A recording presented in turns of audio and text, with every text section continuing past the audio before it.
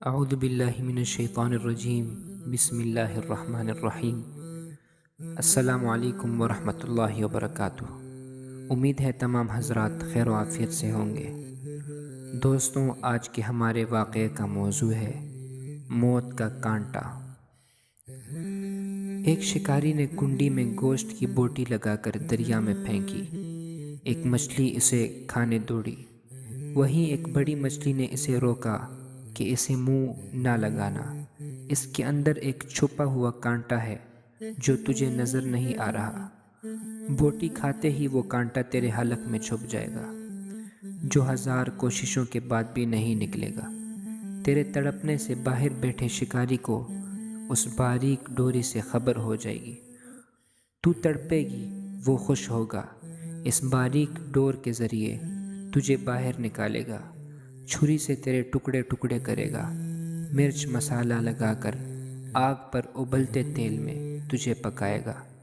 10 انگلیوں والے انسان 32 دانتوں سے چبا چبا کر تجھے کھائیں گے۔ یہ تیرا انجام ہوگا۔ بڑی مچھلی یہ کہہ کر چلی گئی۔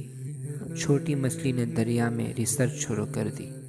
نہ شکاری، نہ آگ، نہ کھولتا ہوا تیل، نہ مرچ مسالہ، نہ 10 انگلیوں اور 32 دانتوں والے انسان، کچھ بھی نہیں تھا۔ چھوٹی مچھلی کہنے لگی، یہ بڑی مچھلی ان پڑھ جاہل ہے، پتھر کے زمانے کی باتیں کرنے والی ہے، کوئی حقیقت نہیں اس کی باتوں میں نے خود ریسرچ کی ہے، اس کی بتائی ہوئی کسی بات میں بھی سچائی نہیں، میرا ذاتی مشاہدہ ہے۔ وہ ایسے ہی سنی سنائی نام نہاد غیب کی باتوں پر یقین کیے بیٹھی ہے۔ اس ماڈرن سائنسی دور میں بھی پرانے فرسودہ نظریات لیے ہوئے ہے۔ چنانچہ اس نے اپنے ذاتی مشاہدے کی بنیاد پر بوٹی کو منہ ڈالا، کانٹا چبھا، مچھلی تڑپی، شکاری نے ڈور کھینچ کر باہر نکالا، آگے بڑی مچھلی کے بتائے ہوئے سارے حالات سامنے آ گئے۔ انبیاء کرام علیہم السلام نے انسانوں کو موت کا کانٹا چبھنے کی پیش ہونے والے غیب کے سارے حالات و واقعات تفصیل سے بتا دیے ہیں۔